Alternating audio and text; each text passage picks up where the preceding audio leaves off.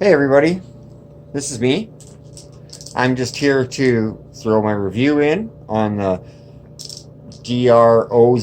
Drozd Russian automatic BB gun. So far I think it's pretty good. Sometimes it jams up, that kind of sucks. But here it is.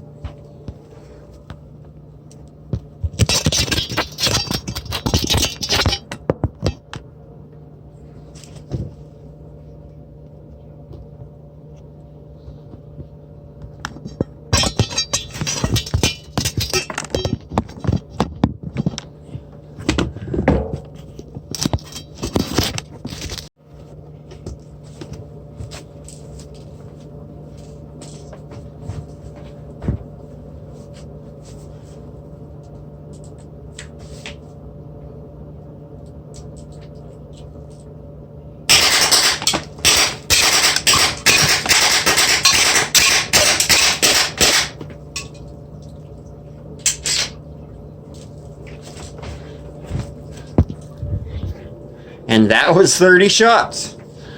There you have it. Those are leaking out.